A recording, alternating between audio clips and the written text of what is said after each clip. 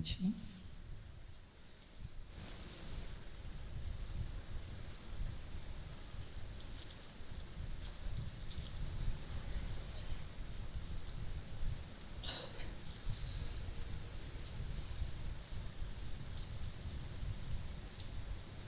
నలభై 42వ అధ్యాయం.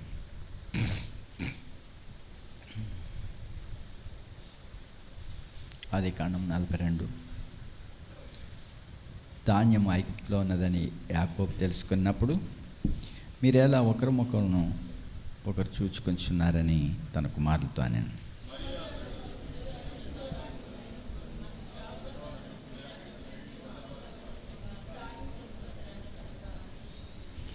యోసేపు 10 మంది అన్నలు ఐగుప్తులో ధాన్యం కొనబోయి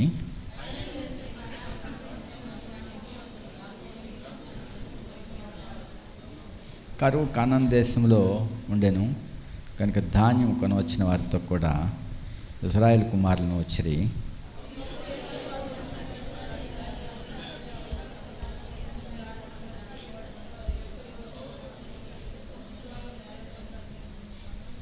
యోసేపు తన సహోదరులను చూచి వారిని గుర్తుపట్టి వారికి అన్యుని వలె కనపడి వారితో కఠినముగా మాట్లాడి మీరు ఎక్కడి నుండి వచ్చితరని అడిగాను. అందుకు వారు ఆహారం కొనుటకు కనాను దేశం నుండి వచ్చితమని. యోసేపు వారిని చూచి తాను కనిన కళ్ళు జ్ఞాపకం చేసుకుని మీరు వేగుల వారు ఈ దేశం గుట్టు తెలుసుకుని వచ్చిరని వారితో అనగా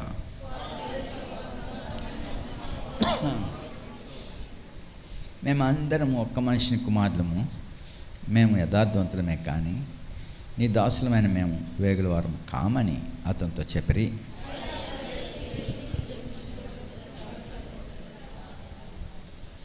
అందుకు వారు నీ దాసులమైన మేము 12 మంది సహోదరులము కనాను దేశంలో ఉన్న ఒక మనిషిని కుమారులము. ఇదిగో కనిష్ఠుడు నేడు మా తండ్రి వద్ద ఉన్నాడు, ఒకడు లేడు అని ఉత్తరం ఇచ్చిరి.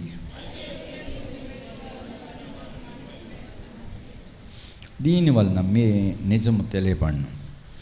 వారు జీవంతోడు మీ తమ్ముడు ఇక్కడికి వస్తేనే కానీ మీరు ఇక్కడి నుండి వెళ్ళకూడదు.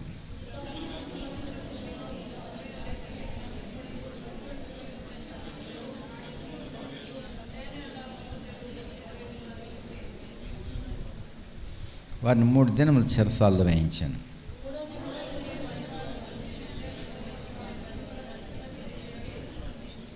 మీరు యథార్థవంతులైతేరా మీ సహోదరులో ఒకడు ఈ చెరసాల్లో బంధింపబడవలను. మీరు వెళ్ళి మీ కుటుంబంలో కరువు తీరుటకు ధాన్యం తీసుకొని పోడి.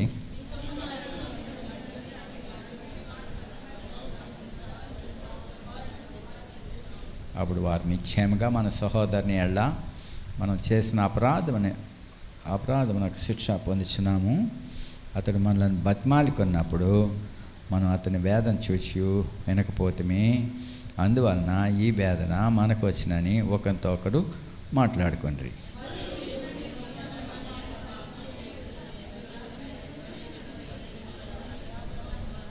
అయితే ద్విభాషి వారి మధ్య ఉండెను గనుక తన మాట యోసేపు గ్రహించినని వారు తెలుసుకోలేదు.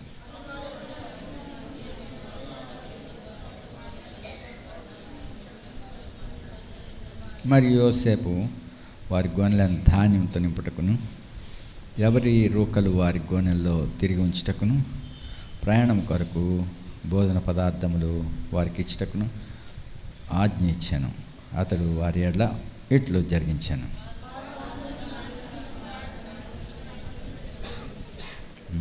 ప్రార్థించుదాం.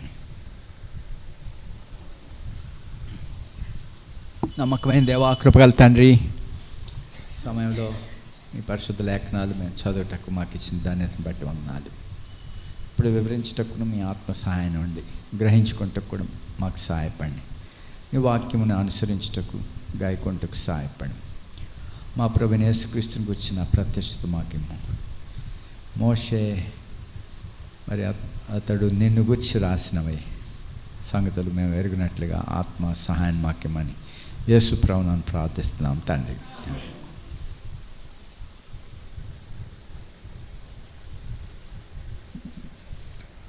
మనం ప్రభువైన యేసుక్రీస్తుని గురించిన సాక్ష్యమును మనం వింటున్నాం.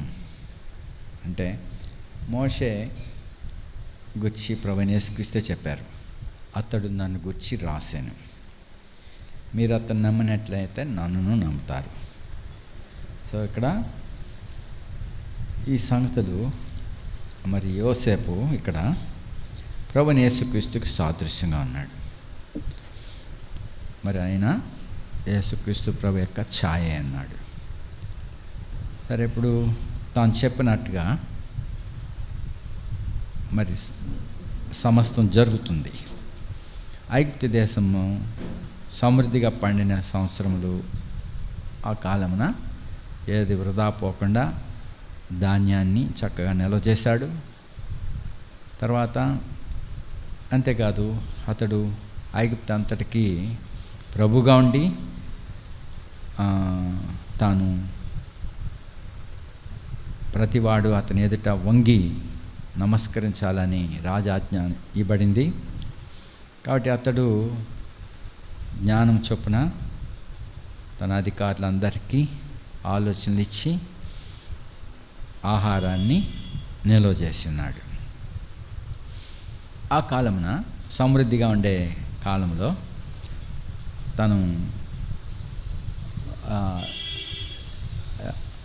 పోతీఫర్ అనే ఆయన కుమార్తెని ఆసనేతను వివాహం చేయబడింది యోసేఫ్కి. అప్పుడు ఆ సమృద్ధి దినాల్లో 2 బిడ్డలను కని ఉన్నాడు. అప్పుడు ఆయన ఐగుప్తు అంతటికి ప్రభుగా ఉన్నాడు. మరి సమృద్ధిగా సమస్త ఐశ్వర్యం, అధికారం ఆయన చేతిలో ఉంది. అయితే తాను ఎన్నో శ్రమలు గుండా వచ్చినవాడు. తన తండ్రి ఇంటిలో ప్రియమైన కుమారుడు సహోదరుల చేత ద్వేషింపబడి బాధింపబడ్డాడు. అతని గోతులో తోశారు, అమ్మేశారు. ఆ బాధ తర్వాత పోతీఫర్ ఇంట్లో ఆయన అపార్థం చేయబడ్డాడు. పెద్ద నింద ఆయన మీద పోసారు. కఠిన కారాగార శిక్ష కూడా అనుభవించాల్సి వచ్చింది. ఇప్పుడు సర్వాధికారం ఇవ్వబడిన ఆ పరిస్థితిలో తను బాధించిన వారందరినీ ఒక్కొక్కరిని రప్పించాడు ఆయన. ఆయన బాధ మర్చిపోలేని బాధలు అవి. అయితే తనకు బిడ్డ పుట్టినప్పుడు మొదటి పిల్లవాడికి ఏం పేరు పెట్టాడు? మనష్షే. మనష్షే అనగా మర్చిపోయట. ఏం మర్చిపోయాడంట? చూడండి, ముందు అధ్యాయంలో 51వ వచనంలో, యోసేపు నా సమస్త బాధను, నా తండ్రి ఇంటి వారిని అందరినీ. సో ఇక్కడ మర్చిపోవటం అంటే ఏం మర్చిపోతారు? బాధ, సమస్త బాధ, సహోదరుల వలన వచ్చిన బాధ, తర్వాత యథార్థంగా ప్రవర్తించిన ఆ ఇంటిలో, పోతీఫర్ ఇంట్లో పెద్ద నింద వేసి ఒక నిందితుడిగా ఒక కఠిన కారాగార శిక్ష వేయబడి అవమానపరచబడి, ఇలాంటి బాధ ఎవరు మర్చిపోతారు? దేవుడు నా సమస్త బాధను, తర్వాత నా తండ్రి ఇంటి వారిని అందరినీ. మరి తండ్రి ఇంటి వాళ్ళు ఏం చేశారు? బాధలు పెట్టలేదా? తన అన్నలు బాధ పెట్టలేదా? కొట్టలేదా? బతిమాలుకున్నా కానీ వదిలిపెట్టారా? గోతులు తోసేసి చివరికి బట్టలు ఒడదీసి అమ్మేసినప్పుడు పాపం తన అన్నలను విడవలేక ఎలాగ ఏడ్చుంటాడు, బతిమాలుకుని ఉంటాడు. ఈ బాధ, తన తండ్రి ఇంట్లో వాళ్ళు చేసిన బాధని ఎలా మర్చిపోతారు? కానీ ఇక్కడ ఏమన్నాడు? మర్చిపోయాడు. తన అధికారానికి వచ్చాక నీ సంగతి చూస్తాను అని చెప్పలేదు. తన అధికారంగా చేయబడిన తర్వాత పోతీఫర్కి కవర్ పెట్టితే, పోతీఫరు ఒకప్పుడు యజమానుడు, ఇప్పుడు వచ్చి సాగిలి పడాల రాజాజ్ఞ బట్టి. పిలిచి నీ భార్యని కూడా రమ్మనంటే వాళ్ళు ఎక్కడ ఉంటారు? ఎక్కడ ఆయన ఎదుటి నిలవగలరు? వారు ద్రోహం చేసిన వారు, అబద్ధాలు ఆడినవారు. ఆయనను వారిని అవమానపరచలే. ఆయన సమస్త బాధను మరిచిపోయాడు. సో అది ప్రభు యొక్క మనసు. మనం ప్రభుని యేసుక్రీస్తు తాను హెచ్చించబడ్డాడు.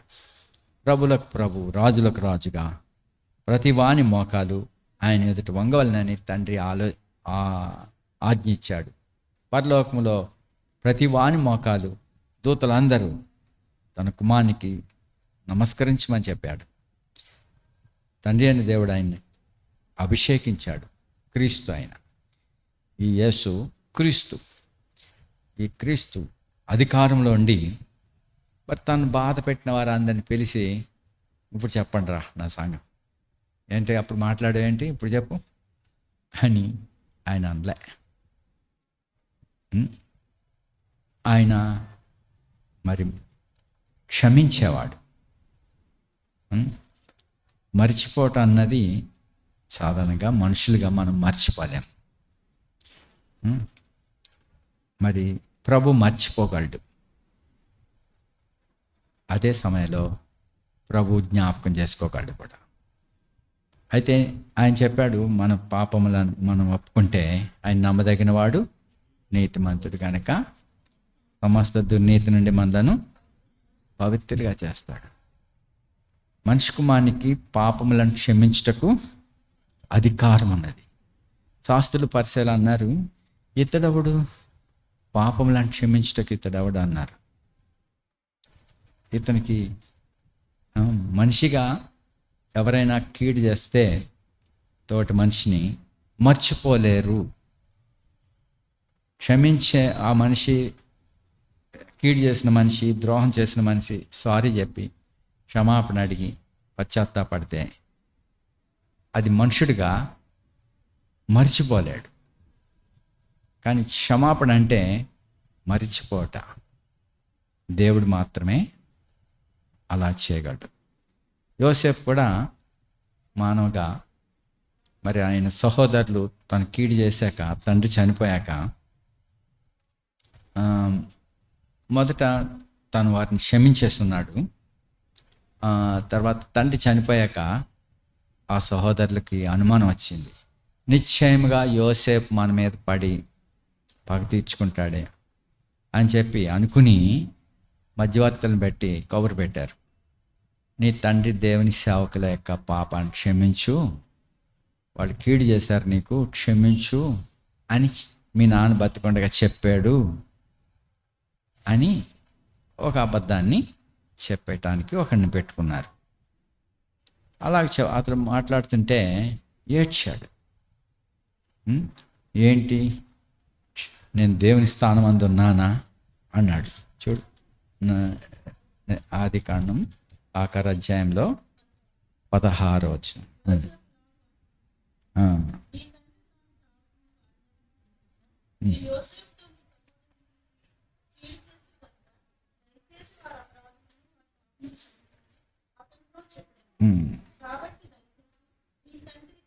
కాబట్టి దయచేసి నీ తండ్రి దేవుని దాసుల అపరాధమును క్షమించమండ్రి. అతడు ఏడ్చాను.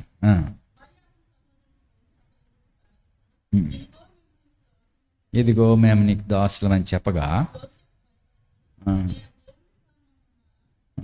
చూడండి, మీరు భయపడకుడి, నేను ఏ స్థానంలో ఉన్నాను, దేవుని స్థానంలో ఉన్నానా అని అడిగాడు. దేవుని స్థానం ఏంటి? అంత పెద్ద మనసు, క్షమించే మనసు, క్షమించి మర్చిపోట. ఏదో అంటారు, ఫర్గివ్ అండ్ ఫర్గెట్. ఫర్గివ్ చేయొచ్చు కానీ ఫర్గెట్ అవ్వదు. అది దేవుడు చేయగలడు. మన పాపములను మనం ఒప్పుకుంటే ఆయన క్షమించేస్తాడు. ఆయన దేవుడు కాబట్టి ఆయన ఫర్గివెన్. మరి ఇక్కడ మరి నా కలిగిన సమస్త బాధ తర్వాత నా తండ్రి ఇంటి వారిని నేను మర్చిపోనట్లుగా చేసిన చెప్పి అతనికి పెద్ద పిల్లవాడికి మనశ్శే అని పేరు పెట్టాడు. రెండవనికి ఉమ్, ఉమ్, నాకు బాధ కలిగినాయి. సో తండ్రి ఇంట్లో బాధ వచ్చింది. తర్వాత ఆ దేశానికి వచ్చాక కూడా బాధ కలిగింది. ఏ బాధ? ఎంత పెద్ద బాధ అది, ఎంత పెద్ద నింద, ఆ? అంత ద్రోహపు మాట అతనికి వేసినప్పుడు మరి అక్కడ దేవుడు నన్ను అభివృద్ధి పరిచాడని చెప్పి అతనికి ఎఫ్రాయిం. సో బాధకు ప్రతిఫలం ఇస్తున్నాడు దేవుడు. అది సింహాసనానికి వెళ్ళే మెట్టు. మరి సింహాసనానికి వెళ్ళాలంటే, మరి దేవుని రాజ్యంలో ప్రవేశించాలంటే అనేక శ్రమలను పొంది మనం దేవుని రాజ్యంలో ప్రవేశించాలి. అది అపోస్తలులు మరి బోధించారు. మరి ఇప్పుడు అమాలేకు విధానం ఏంటి? అతని దృష్టిలో సింహాసనం ఉంటుంది, సింహాసనానికి ఎక్కిపోవాలా. అది అపవాది మనసు. ఏ శ్రమ పడకుండానే సింహాసనం దేవుని స్థానంలోకి ఎక్కేయాల, దేవుని కంటే ఉన్నత స్థితిలోకి ఎక్కిపోవాలా. నేను దేవుని కంటే ఎక్కువైన పెద్ద సింహాసనం మీదకి, ఇంకా ఉత్తర దిక్కున సభాపర్వతం పైన ఉంటాను, ఎక్కిపోతాను అనుకుంటాడు. ఇది అమాలేకు మనసు. అమాలేకులు దేవుని సింహాసనానికి విరోధంగా చేపెట్టారు. వాళ్ళు మొదటట అన్యజనులకు మొదలు వాళ్ళు. నిర్మాకాండంలో చూడండి, ఫస్ట్ టైం మనం వాళ్ళని ఇక్కడ ఈ అమాలేకీలు యుద్ధము చూస్తాం.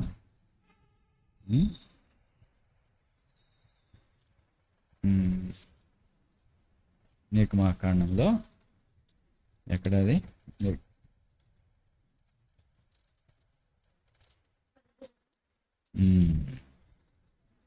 17 అధ్యాయంలో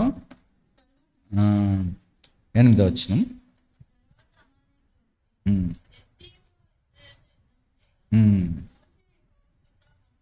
ఇక్కడ వాళ్ళు అలసిపోయి ఉన్నారు. అయితే అటువంటి సమయాల్లో అమాలేకీలు ఇశ్రాయేలీయులతో యుద్ధం చేయడానికి వచ్చారు. భయపడలేదు. దేవుడు ఆస్వాదించిన ప్రజల వారు, దేవుడు వారిని నడిపిస్తూ ఉన్నాడు. సైన్యములకు అధిపతి దేవుడు వారితో ఉన్నాడు. వాడు భయపడలేదు మార్గంలో. అయితే వీడు మొదలుగా భయపడకుండా యుద్ధం చేయటానికి వచ్చాడు. దేనికి? వారి మధ్య ఉన్న దేవుని కంటే ఎక్కువగా అయిపోవాలి, వారి మీద అధికారం కలిగి ఉండాలని వాడు బయలుదేరి వచ్చాడు.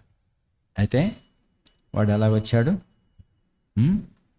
యుద్ధం చేస్తాకు వస్తే మరి మోషే కొండ శిఖరం మీదకి వచ్చాడు. యెహోషువ, అహరోను, హూరు వీళ్ళందరూ మోషే చెయ్యి పైకెత్తేటట్టుగా మరి అనగా ప్రార్థన చేయుటకు వారు కూడా మోషేతో మరి నిల్చున్నారు. తర్వాత ఈ అమాలేకీలు ఒక్కొక్కసారి జయం పొందుతున్నట్టున్నారు. కానీ మోషే చేతులు బరువెక్కుతున్నాయి, చేయించుతున్నారు అనేలాగా అమాలేకీలు జయం అనుకుంటున్నారు. కానీ ఎప్పుడైతే మోషే చేయి పైకెత్తుచున్నాడో అమాలేకీలు ఓడిపోయారు. అయితే ఇప్పుడు 14వ వచనంలో అమాలేకీల పేరు ఆకాశం క్రింద ఉండకుండా, చూడండి ఇది ఎప్పుడు కూడా రాసి పెట్టున్న మాట అంటే తప్పక జరుగుతుంది. కాబట్టి మళ్ళా మనం జ్ఞాపకం చేసుకున్నాలి, ఈ గ్రంథంలో రాయబడినది అమాలేకీలు వారి పేరు ఎక్కడ తీసేస్తాడు? ఆకాశం క్రింద ఉండకుండా బొత్తిగా తుడిచివేయదు. ఏంటి అమాలేక్ విధానం? సులువుగా సింహాసనం, శ్రమలు లేకుండా సింహాసనం ఎక్కేలా. ఎంత ఈజీ అది! అమాలేకీడైన లేక అగాగీడైన హామాన్ చూడండి, వాడు కూడా వాడి దృష్టి సింహాసనం మీద ఉంది. వాని దృష్టి ఈజీ వే. సో అలాగే ఈ అమాలేకీలు మరి ప్రజల మధ్యలో ఉన్నారు, ఇజ్రాయెల్లో ఉన్నారు, దేవుని ప్రజల మధ్యలో ఉన్నారు అమాలేకులు. కాబట్టి దేవుని పిల్లలమైన మనం కూడా, మనలో అమాలేకీలు, మనలో ఏ విధమైన శ్రమ, నింద, బాధ ఏమీ వద్దు. వాళ్ళకి ఒక చిన్న మాట భరించలేరు, ఒక చిన్న పరిచర్యకి దిగలేరు, నన్ను తక్కువ చేసేసారు అనుకుంటారు. దిస్ ఈజ్ వే ఆఫ్ అమాలేక్ విధానం ఇది. కానీ ప్రభు రాసి పెట్టి ఉన్నాడు, గ్రంథంలో రాసి జ్ఞాపకార్థంగా ఉంచు అన్నాడు. ఏంటి? అమాలేకీల పేరు ఆకాశం క్రింద. అంతేకాదు, క్రొత్త సృష్టిలో నూతన ఆకాశం నూతన భూమిల మీద జీవ గ్రంథంలో వాని పేరు ఉండదు. ఇలాంటి వారికి దేవుని విరోధంగా ఉన్నాడు. దేవునికి విరోధులు వాళ్ళు. చూడండి 16వ వచనం.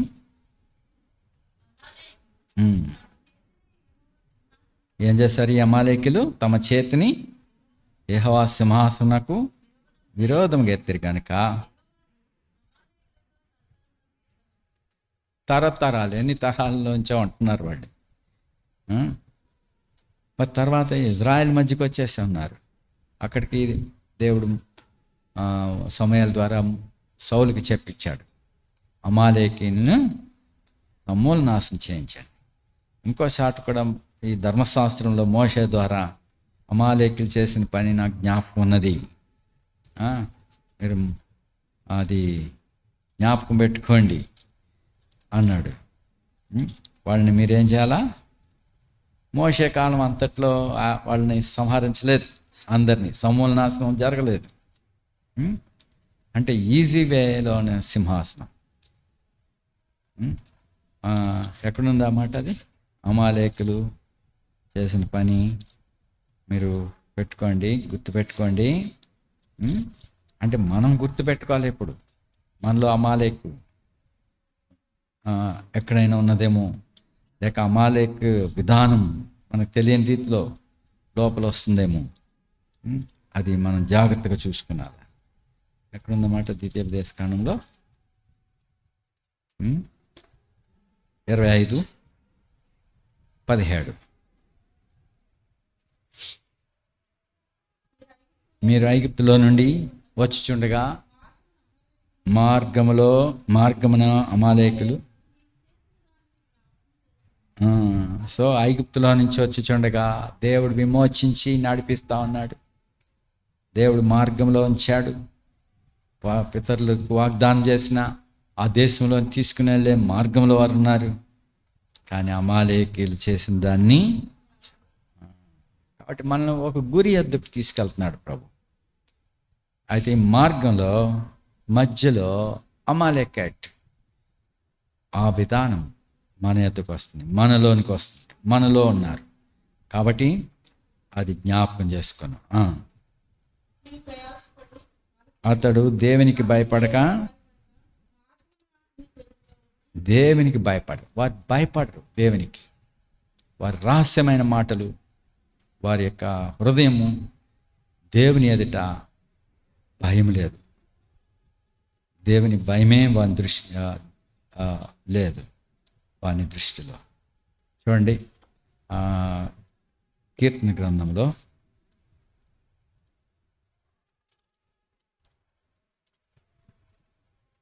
14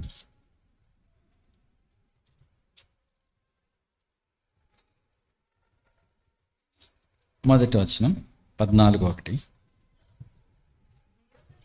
దేవుడు లేడని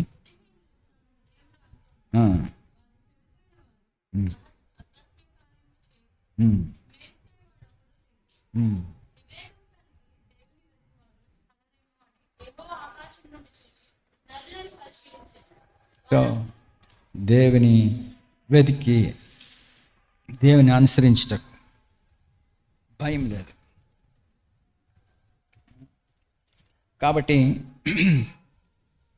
వాని దృష్టికి ఆ, దేవుని భయమే లేదంటాడు.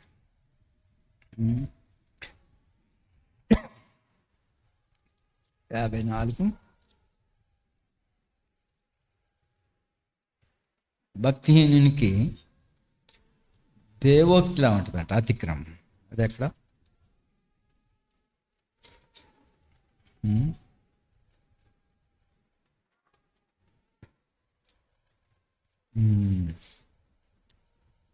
ఇక్కడ కూడా 53 అధ్యాయము 14 కీర్తన 53 కీర్తన అలాగనే ఉన్నాయి. భక్తిహీనునికి దైవ భయం లేదు. ఇది అమాలేక్.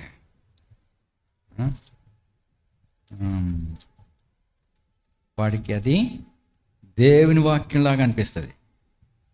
అదెంతో దేవుని చిత్తంలో ఉన్నాను అనుకుంటాడు వాడు. సరే, కాబట్టి ఈ అమాలేకు దేవుని సింహాసనానికి విరోధంగా చేయెత్తాడు.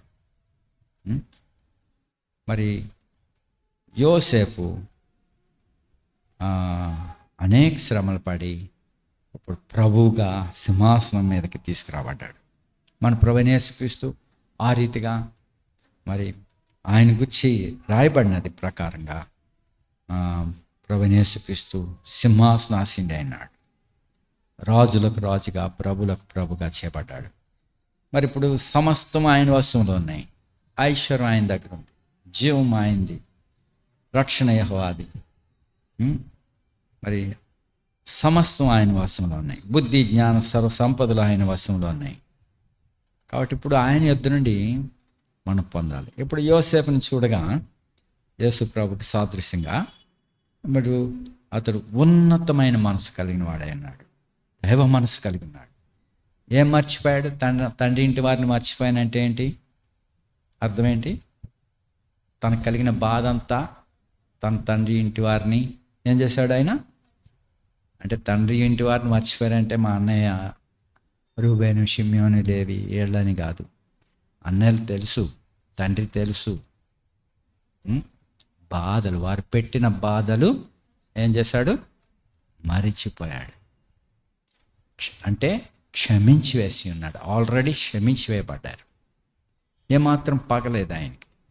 అలాగే ఐగుప్తు దేశంలో కూడా బాధ, ఎంత పెద్ద బాధ, ఎంత పెద్ద అభాండం వేశారు. మరి సంఖ్యలు ఆయన బాధ పెట్టినాయి, నిందలు ఆయన మీద బాధ పెట్టినాయి.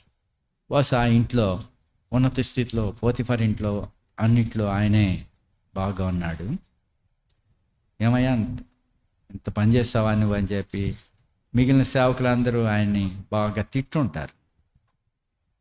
అక్కడ ఆవిడ్ని అవమానపరచలేదు, కానీ తాను దూషింపబడ్డాడు, నిందింపబడ్డాడు. ఈ బాధ ఇది కూడా మర్చిపోయాడు, అనగా క్షమించి వేసి ఉన్నాడు.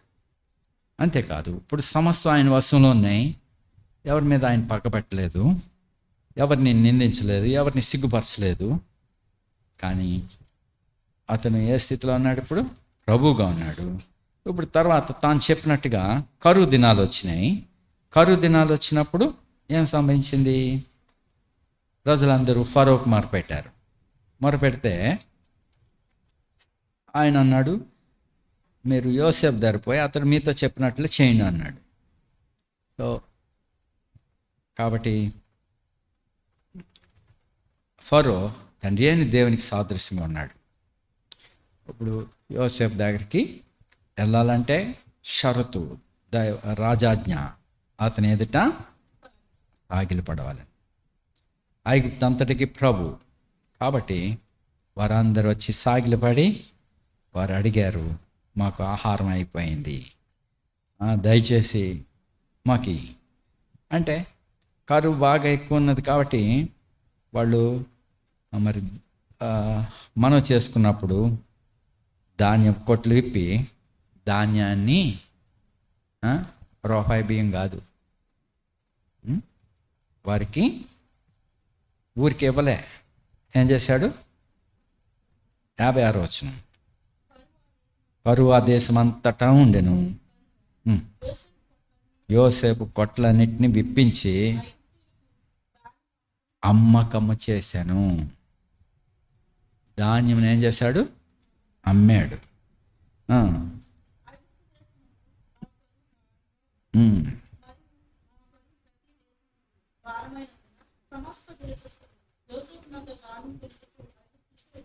ధాన్యం కొనుటకు వచ్చారు. ఆహారం అక్కడ ఉంది, ధాన్యం అక్కడ ఉన్నది. ఆహార గింజలు జీవం కావాలంటే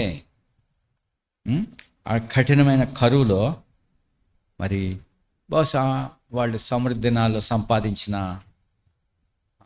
ఆ పంట యొక్క విలువలు వెండిగా మార్చుకుని మరి బంగారంగా మార్చుకుని ప్రజలు ఉన్నాయి, డబ్బు ఉన్నది. అయితే ఆహారం లేదు కాబట్టి డబ్బు ఉన్నది, కాబట్టి ఆ డబ్బుతో లేక వెండితో మరి ఇంత వెయిట్ ఉన్న వెండికి ఇన్ని కేజీలు ఇన్ని మణుగుల ఆహారముగా ఆయన అమ్ముతున్నాడు. అయితే ఇక్కడ ట్రాన్సాక్షన్ జరుగుతుంది. అయితే మరి ఇప్పుడు ఆహారం కావాలా? యోసేపు జరుపుకోవాలా? మరి ఎక్కడ ఆహారం లేదు, సమస్త దేశ జనులు ఆ దేశానికి వస్తున్నారు. అయితే రాజ్యాజ్ఞ ప్రకారం ప్రతివాడు మోకరించి ఆయన ఎదుట నమస్కరించాకే అది కూడా ధాన్యం అమ్మితే మరి అమ్ముతున్నాడు, లేక వారి దగ్గర వేల తీసుకుని ధాన్యం ఇస్తున్నాడు. మరి ఇప్పుడు తండ్రి ఇంటి వారికి కూడా ఆహారం లేదు. ఇప్పుడు 42 అధ్యాయం ఒకటి వచ్చిన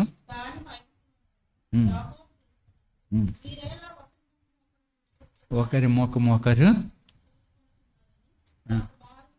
మరి ఐగుప్తులో మరి అంటే కనాన్ దేశంలో ఉన్న యాకోబు ఆయన పిల్లలు అందరికి కలిసికట్టుగానే ఉన్నట్టుగా ఉన్నది. ఇక్కడ సమిష్టిగా ఉన్నట్టుగా కనపడుతుంది. అయితే వీళ్ళకి ఫ్యామిలీస్గా పిల్లలతో గోత్ర పెద్దలందరూ పిల్లలతో ఉంటున్నారు. అయితే ధాన్యం లేదు. పెద్ద ఆయన తండ్రిగా, ఏరా బాబు ఏంటో మొఖాలు చూసుకుంటున్నారు, మేము అన్నం అయిపోయిందా, తిండి లేదు కదా, ఐగుప్తులో ధాన్యం ఉన్నదాన్ని ఎన్నానరా, పోయి మీరు బతుకున్నట్లు. చూడు 2వ వచనం,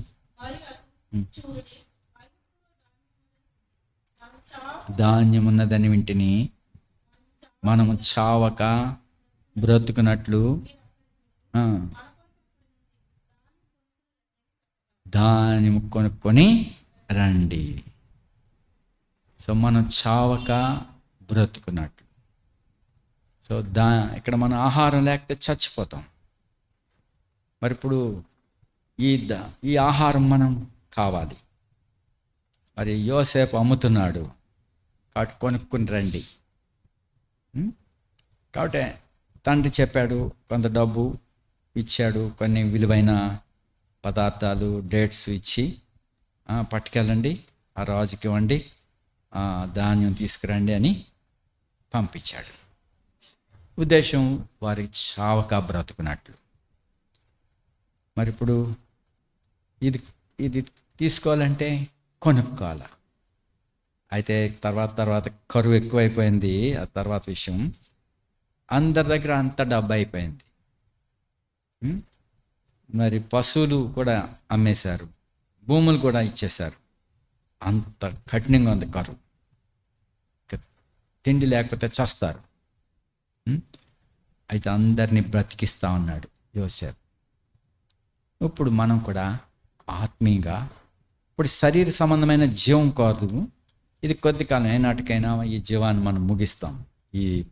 ఈ జీవన సంబంధమైన వ్యాపారములు, ఈ లోకంలో ఉన్న మన యొక్క జీవము,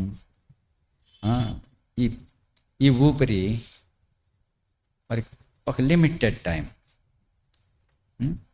అయితే ఈ భౌతికమైనవన్నీ తాత్కాలికం. అయితే రాబోయే జీవం అనగా నిత్య జీవం, ఆ జీవం సంపాదించాలంటే ప్రభువైన యేసుక్రీస్తు యొద్దకు రావాలి. ఆయన మనకు జీవాహారమై ఉన్నాడు. ఈ జీవాహారం గురించి ప్రభు చెప్పాడు, నేనే జీవమునై ఉన్నాను. తర్వాత నేను నిజమైన ఆహారమై ఉన్నాను, నేను నిజమైన పానమునై ఉన్నాను. నేనిచ్చు ఆహారము తీసుకుంటే ఎన్నడూ ఆకలి కొంటారు. నేను ఇచ్చే పానీయం మీరు తీసుకుంటే ఎన్నటికి దెబ్బకొంటారు. యోహాను సువార్త 6వ అధ్యాయంలో నా శరీరము నిజమైన ఆహారము, 55 నా శరీరము నిజమైన ఆహారమును నిజమైన పానమునైనది. చూడండి, నేను పైనుండి వచ్చిన ఆహారం అయినాడు. చూడు 33, పరలోకము నుండి దిగి వచ్చి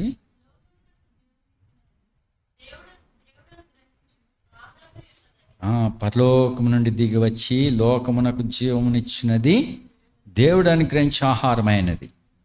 సో అది ప్రభువైన యేసుక్రీస్తు మనకు జీవాహారమైనాడు అని నిశ్చయంగా చెప్తున్నాడు. అయితే 34లో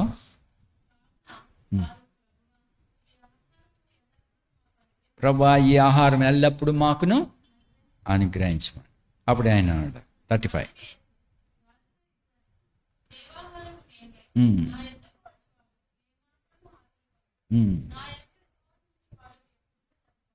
నా ఎద్దుకు వచ్చేవాడు. మరి ఇప్పుడు రాజాజ్ఞ యోసేపు దగ్గరికి వెళ్ళాలా? యోసేపు దగ్గరికి వెళ్ళాలంటే షరత్ ఏంటి? రాజాజ్ఞ ఆగిలిపడాలా, మోకరించాలా, ఆయన ఎదుట ప్రతి వాని మోకాలు వంగాల. ఎందుకనగా అతడు ఐగుప్తు అంతటికి ప్రభు అయినాడు. మరి ఇప్పుడు ప్రభువైన యేసుక్రీస్తు మృతుల్లోంచి లేపబడ్డవాడు, ఆయన పరలోకమందును భూమి మీద సర్వాధికారం కలిగిన వాడే అన్నాడు. మరి ఇప్పుడు మనకి ఆహారం కావాలి. ఏ ఆహారం?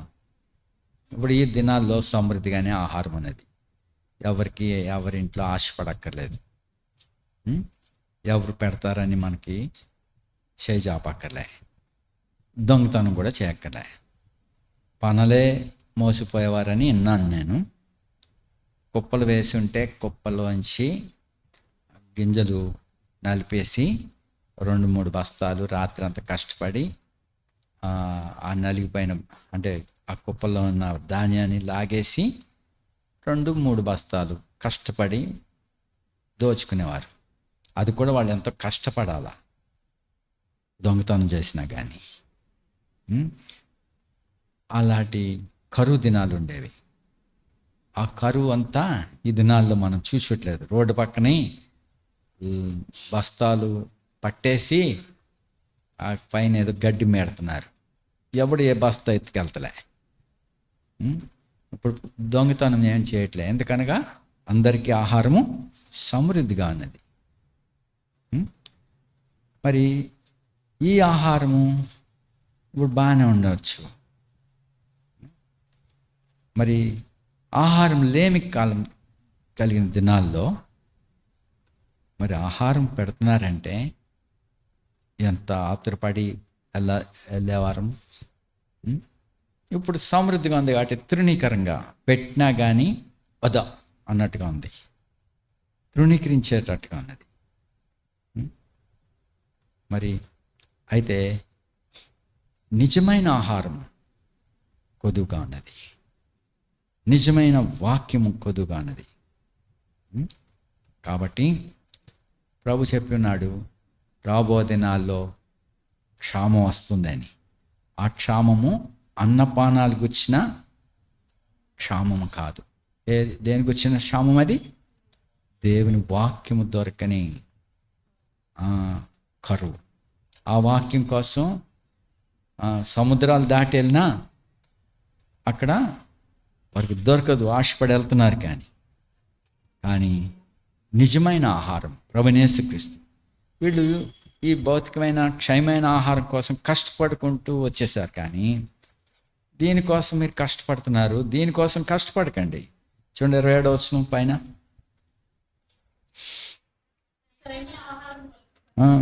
క్షయమైన ఆహారం కొరకు కష్టపడకడి. సో ఆయన వెంబడిస్తున్నారు, కష్టపడి వెంబడిస్తూ ఉన్నారు. ఎందుకు వెంబడిస్తున్నారు? రొట్టెలు తిని కడుపు నింపుకుందామని, అందుకోసం వస్తున్నారు.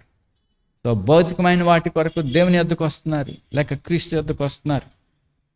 కానీ మీరు దీనికోసం కాదు కష్టపడేది, నిత్య జీవం కలిగించే ఆహారం కొరకు, అక్షయమైన ఆహారం కొరకు కష్టపడండి. తర్వాత మనిషి కుమారుడు దాన్ని మీకు ఇచ్చును. అందుకే అక్షయమైన ఆహారము, సో ఆత్మీయమైన ఆహారము, సమృద్ధి అయిన జీవాన్ని ఇచ్చే ఆహారం, అది ప్రభు మనకు అనుగ్రహించుటకు తండ్రి అయిన దేవుడు తన కుమారునికి అధికారం ఇచ్చాడు. యోసేపుకి ఫరో అధికారం ఇచ్చినట్టుగా మరి తండ్రి అనే దేవుడు మన ప్రభువైన యేసుక్రీస్తుకు ఆయనలో జీవాన్ని ఇచ్చాడు. ఆయన ద్వారా మనం అందరం జీవం పొందాలని. అయితే ఆయన వద్దకు వచ్చేటి వాళ్ళు ఏమాత్రము ఆకలి కొనరు. మరి ఆయన వద్దకు వచ్చినప్పుడు ఏం చేయాలి? సాగిలి పడాలి.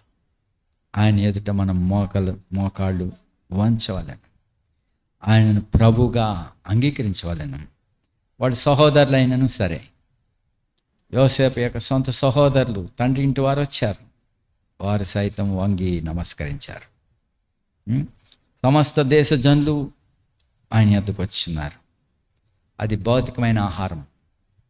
అయితే క్రొత్త నిబంధనలో పరమ యోసేపు, పరమ పోషకుడు, పరమ ఓబేదు, మనల్ని ఆదరించువాడు, రిస్టోర్ చేసేటవాడు మనకి ఇవ్వబడ్డాడు.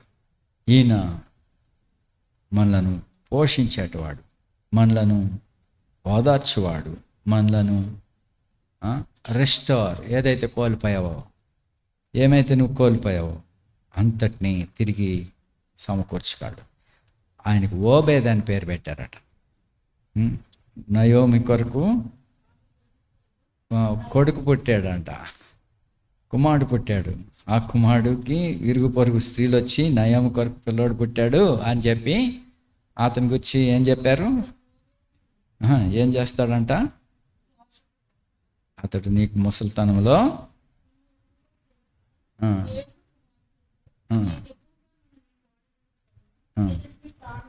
ఇతడు నీ ప్రాణమును ఓదార్చేవాడు, రిస్టోర్ చేసేవాడు. ఏదైతే కోల్పోయావో, ఏదైతే ఆయాసపడ్డావో, నష్టపోయావో, తిరిగి ఈ విల్ రిస్టోర్, తిరిగి నీకు సమకూర్చేవాడు. తర్వాత ముసలితనంలో నిన్ను పోషించేవాడు. బలహీన పరిస్థితుల్లో, నువ్వు ఇంకేమీ శక్తి లేని దినాల్లో, నువ్వు సంపాదించలేని కాలంలో, నువ్వు నడవలేని దినాల్లో హీ విల్ నరిష్ యూ, నిన్ను ఆదరిస్తాడు, పోషిస్తాడు, ఎత్తుకుంటాడు, నీకు సమస్తం చేస్తాడు. సో నయోమి కొరకు ఒకడు పుట్టాడు, ఆయన పేరు ఓబేద్. ఓబేద్ అనగా సర్వెంట్. సో మన ప్రభువైన యేసుక్రీస్తు దేవుని సేవకుడిగా, మరి మనందరికీ సేవకుడిగా చేయబడ్డాడు. మనల్ని కాపాడువాడిగా, మనల్ని ఆదరించేవాడిగా, మనల్ని పోషించేవాడిగా, సమస్తమైన జీవము, అధికారము, ఐశ్వర్యము, బుద్ధి, జ్ఞానం అన్నీ ఆయనలో తండ్రి అయిన దేవుడు నింపి ఉన్నాడు. తండ్రి అయిన దేవుడు అభిషేకించాడు. ఆయన వద్ద నుండి మనం పొందాలంటే సమస్త దేశ జనులు ఎక్కడ రావాలి? ఆయన పాదముల దగ్గరికి రావాలి. సరే, మనం ఏం పట్టుకెళ్దాం? మరి లవోదికలో ఉన్న సంఘానికి చెప్పాడు, నువ్వు గుడ్డివాడువు, దిగంబరివి, దిక్కుమాలినోడు, ఏంటంట ఫస్ట్ చదువు అది లవోదికలో, లవోదిక 3వ అధ్యాయము, ప్రకటన 3వ అధ్యాయం 17వ వచనం. ఫస్ట్ ఆఫ్ ఆల్ అది మనకు తెలియట్లేదు, ఏ స్థితిలో ఉన్నాము, ఏ విషయాల్లో ఉన్నాము. మనకు మనం అతిశయించే స్థితిలో ఉంటే తెలుసుకోవాలా, దౌర్భాగ్యుడు. 2, దిక్కుమాలి, ఎవ్వరు నేను పట్టించుకోరు, ఏ దిక్కు లేదు నీకు. నాకు అవి ఉన్నాయి, ఇవి ఉన్నాయి, డబ్బు ఉంది, పేరుంది, అధికారం ఉంది, లేకపోతే నాకు మా వాళ్ళు ఎక్కువ ఉన్నారు, అని అనుకుంటున్నామండి. ఎంతటి వారైనా దరిద్రులుగా దిక్కుమాలిన వారిగా కాగలరు. నెబుకద్నెజరు అధికారం గలవాడు, అనేక దేశాలన్నీ ఆయన వశంలో ఉన్నాయి, అధికారులు అందరూ ఆయన వశంలో ఉన్నారు.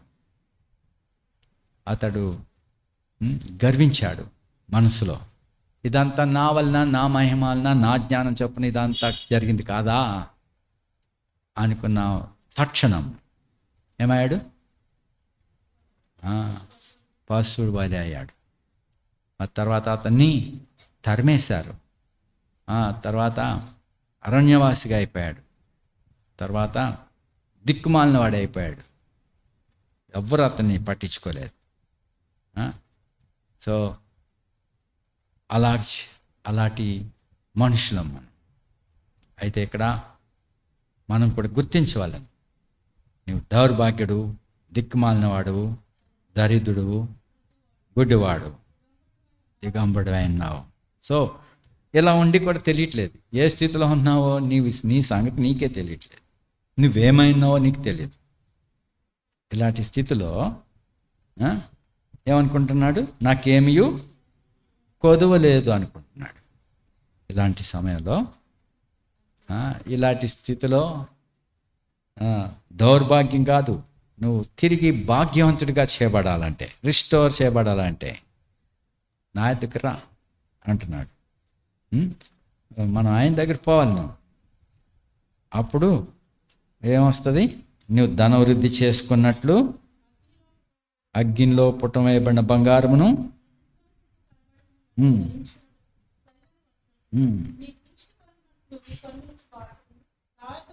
నా యొద్ద కొనుక్కో. సో ఏమిచ్చి కొనుక్కుంటావు? మన దగ్గర బంగారం ఉందా? వెండి ఇచ్చుకుందామా ఆయన దగ్గర? యోసేపు దగ్గరికి వెళ్ళిన వాళ్ళు వెండి బంగారాలు పట్టుకెళ్ళి ఇచ్చేశారు, ధాన్యం కొనుక్కున్నారు. మరి ఇలాంటి దౌర్భాగ్యుడు, దిక్కుమాలిన గుడ్డోడు, ఏమీ లేనోడు ఎలా కొనుక్కుంటాడు? నా దగ్గర కొనుక్కుంటాడు ఆయన. ఆయన దగ్గర ఎట్లా కొనగలం? అయితే ప్రభు అంటాడు, రోకలు లేని వారులారా నా దగ్గర రండి. 55వ అధ్యాయం యెషయాలో 1వ వచనం, దప్పికొన్న వారులారా నేను దగ్గర రండి, మీరు వచ్చి కొనుక్కొని భోజనం చేయండి.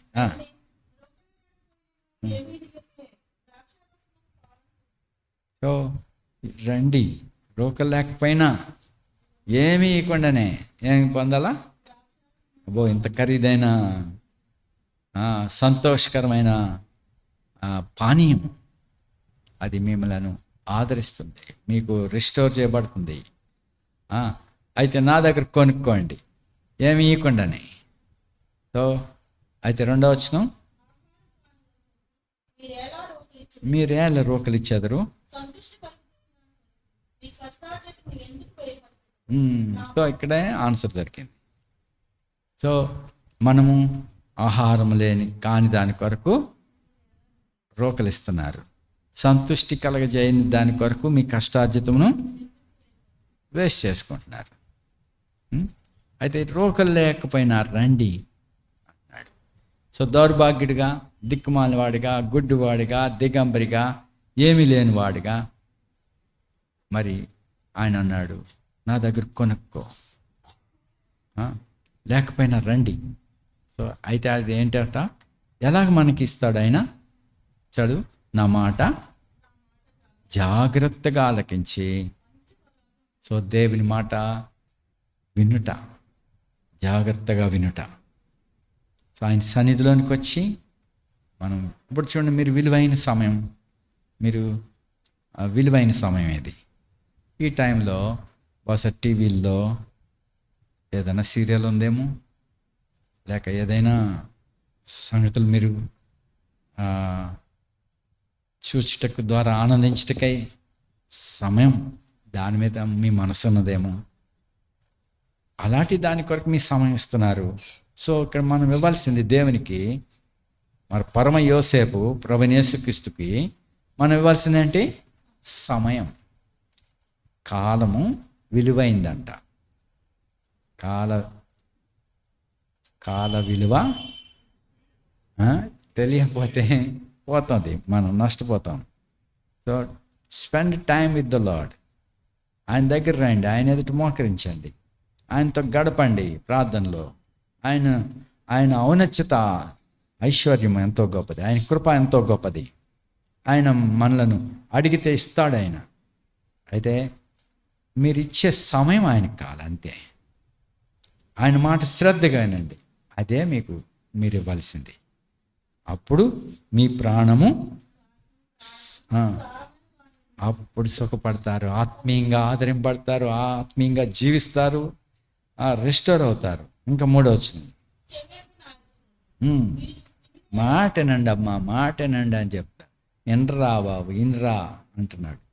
సో మరి దేవుని సన్నిధిలోకి వచ్చి మరి కొద్దిమంది మొబైల్తో ఆడుకుంటున్నారు. వినండ్రా బాబు, వినండ్రా బాబు అని అంటున్నాడు ఆయన. కొద్దిమంది ఎక్కడో క్రికెట్లో ఆటలు ఎందుకు చూస్తున్నారు, కొద్దిమంది సీరియల్ మీదకి వెళ్తున్నారు. సో అది ఆహారం కాదు, అది మీకు సరైనది కాదు, అది వ్యర్థమైనవి. అయితే నిజమైన ఆహారం, నిజమైన పానీయం మన ప్రభువైన యేసు దగ్గర ఉన్నది. ఆయన మనల్ని బ్రతికించేవాడు, ఆయన నిబంధన చేయుచున్నాడు. చూడండి, నేను నీతో నిత్య నిబంధన చేసేదను, దావీదుకు చూపిన శాశ్వత కృపను మీకు చూపేదను. మీరు అర్హులు కాకపోయినా కృప దేవుడు మీకు ఇచ్చుచున్నాడు. కాబట్టి ఆయన యొద్ద వేడుకోండి, ఆయన యొద్దకు రండి అంటున్నాడు. సో మన ఆహారం కావాలంటే సమస్త దేశ జనులు మరి యోసేపు దినాల్లో ఆహారం కావాలంటే ఎక్కడ ఆహారం లేదు. ఆహారం ఎక్కడుంది? ఐగుప్తులో. ఎక్కడున్నది? అది కూడా యోసేపు దగ్గర ఉంది. మరి ఎవరైనా ఆహారం కావాలా, వెండి రోకలు పట్టుకొచ్చి నాకు ఇవ్వని చెప్పి మీరు షాపులో పెట్టి నిలబడేది కాదు. ఇది అక్కడ నీ డబ్బుని నీతో నశించి కాక అంటాడు ఆయన. రాజాజ్ఞ ప్రకారం అతని ఎదుట వంగవాళ్ళని, నమస్కరించేవాళ్ళను. అప్పుడే ఆయన అవి పుచ్చుకుంటాడు, అప్పుడు ధాన్యం అమ్ముకుతాడు. కాబట్టి నా సమయం ఇస్తానులే అని చెప్పి అనుకోవద్దు. నిజముగా భయభక్తులతో ఆయన సన్నిధిలో మనం దీనులమైనప్పుడు, ఆయన సన్నిధిలో మనం గడిపినప్పుడు శాశ్వతమైన కృప ఇచ్చేవాడు, జీవం ఇచ్చేవాడు, బంగారం ఇచ్చేవాడు, ఆత్మీయమైన బంగారం, ఆత్మీయమైన వస్త్రములు, ఆత్మీయమైన దృష్టి, ఆత్మీయమైన ఘనత నీకు ఆయన ఇచ్చేవాడుగా ఉన్నాడు. కాబట్టి మరి మొదట ఐగుప్తీయులు వచ్చారు, తర్వాత తన సహోదరులు కూడా వచ్చారు. అలాగే మరి నిత్య జీవం కొరకైన దేవుడు తన కుమారుని మొదట మరి యూదుల్లో ఇచ్చాడు. మరి రక్షణ వారిది మొదట, మరి నిబంధన వారిది, వాగ్దానముల వారివి, పితరులు వారు, దేవుడు వారు. అయితే వారు ఆయన ఎరగలేదు. సహోదరులు యాకోబు ఇంట్లో తమ విలువైన సహోదరిని వాళ్ళు ఏం చేశారు? బాధ పెట్టి అమ్మేశారు. వారికి తెలిసింది, కానీ మరి వాళ్ళకి కలభావం కూడా వాళ్ళకి తెలిసింది. రా, నువ్వు మా మీద అధికారం అయిపోతావా, నీ కళ్ళ ఏమవుతాయి చూద్దాం రా అని చెప్పి కొట్టి అమ్మేశారు కదా. అయితే వాళ్ళు మొదట రాలే. మొదట ఎవరికి వచ్చింది? అది ఐగుప్తీయులకు వచ్చింది. సమస్త దేశ జనులు వస్తున్నారు, తర్వాత తమ సహోదరులు కూడా వచ్చారు. అలాగే రక్షణ యూదుల్లో అనగా ప్రభువైన యేసుక్రీస్తు, ఆయన దావీదు సంతానంలో అనగా అబ్రహాం సంతాన స్వభావం ధరించుకున్నవాడే, అబ్రహాం కుమారుడైన దావీదు కుమారుడైన యేసుక్రీస్తుగా, ఒక యూదుడిగా, యూదుల రాజుగా ఆయన వారి మధ్యకు వచ్చాడు.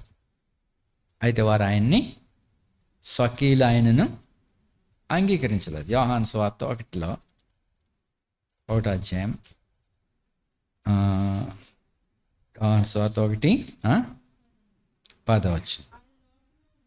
ఆయన లోకంలో ఉండెను, లోకం ఆయన మూలముగా కలిగెను, లోకం ఆయన తెలుసుకోలేదు. ఆ, ఆయన తన స్వకీల ఎద్దుకు వచ్చాను, ఆయన స్వకీలు ఆయన అంగీకరించలేదు సరి కదా, అమ్మేశారు. ఆయన అంగీకరించలేదు కదా, సిలువేయండి అని కేకలేశారు. వారు ఆయన తృణీకరించారు. అయితే తను అందరు అంగీకరించారో,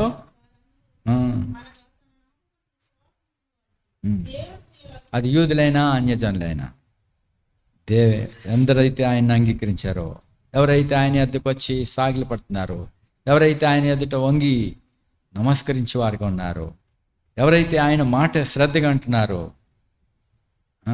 వారందరికీ నిత్య జీవాన్ని ఇస్తున్నాడు.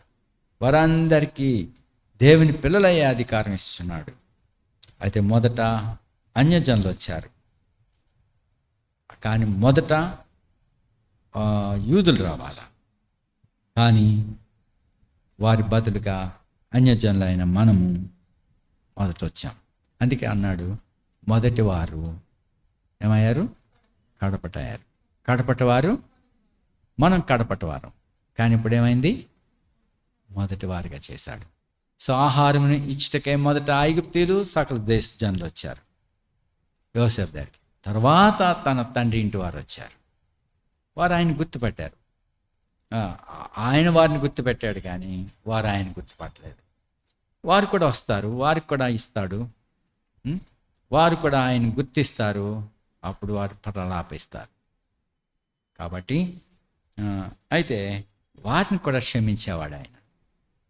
మరి మన ప్రభువైన యేసుక్రీస్తు ఎంత గొప్ప స్థానంలో దేవుడు తీసుకొచ్చాడో, మనమందరం ఆయన ఎదుట వంగి నమస్కరించవలను. ఆయన యొద్ద కృప వేడుకున్నారు. ఆయన మన కొరకు జీవాహారం ఇచ్చేవాడు, జీవపానాన్ని ఇచ్చేవాడు, మనకు ఐశ్వర్యం ఇచ్చేవాడు. అయితే భౌతికమైన దాని కొరకు కష్టపడకండి. భౌతికమైన బంగారం, భౌతికమైన ఐశ్వర్యం కొరకు మీరు ప్రయాసపడితే లోకంలో ఉన్న అందరికంటే దౌర్భాగ్యులు అంటున్నాడు. ఆత్మీయమైనవి, అక్షయమైనవి ఇస్తాడు ఆయన. అందుకే మొదట పైన ఉన్న వాటిని ఎదికటి, అప్పుడు అన్ని పరలోక సంబంధమైన వాటితో పాటు భూమి మీద కూడా ఆయన అనుగ్రహించేవాడిగా ఉన్నాడు. కాబట్టి పరమ యోసేపు, పరమ ఓబేదు, మన ప్రభువైన యేసుక్రీస్తు, ఆయన మనల్ని పోషించేవాడు, మనకు ఆహారం ఇచ్చేవాడు, మనల్ని పైకెత్తువాడు. కాబట్టి ప్రార్థిస్తాం.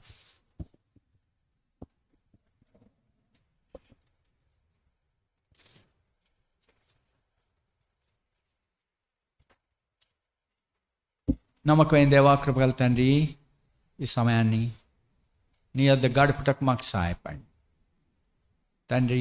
నీ ప్రియకుమారుని మీరు రక్షించున్నారు. ప్రతి వాని మోకాలు అతని ఎదుట వంగవలనని మీరు ఆజ్ఞించారు.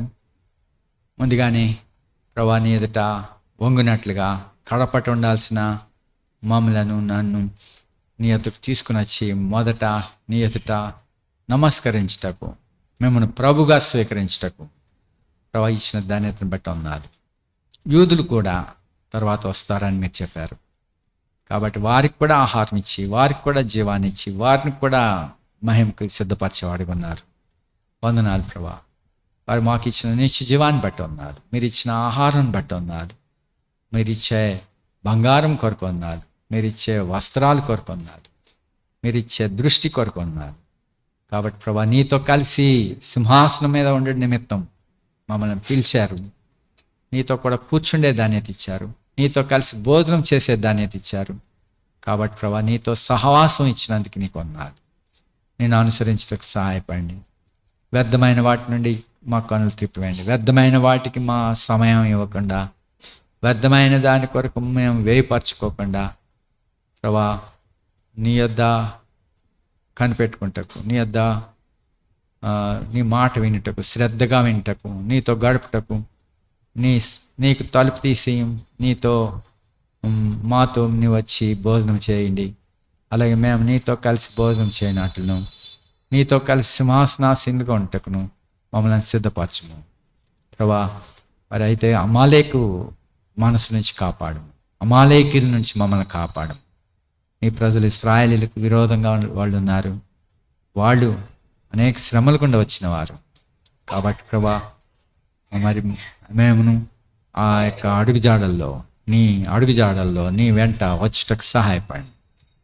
అయితే అన్యులను ఇతరమైన వారిని అనుసరింపక సత్యమును అనుసరించటకు సహాయపడండి. నీ బిడ్డలందరినీ ఆస్వాదించండి. అమాలేక్ మనసు నుంచి కాపాడండి. నీ సత్యం అందు ప్రతిష్ఠించు. నీ అడుగుజాడలను వారు చూసినట్లుగా దాన్ని అనుసరించటకు సహాయపడమని నీకు అప్పగిస్తూ మా ప్రియరక్షకుడు యేసుక్రీస్తు వారి అత్యంత నామమున ప్రార్థిస్తున్నాం తండ్రి. మన తండ్రి అయిన దేవుని ప్రేమ, ప్రభువైన యేసుక్రీస్తు కృపయు పరిశుద్ధాత్మీయ సహవాసం మనకు సదాకాలం తోడైండును గాక. Praise the lord.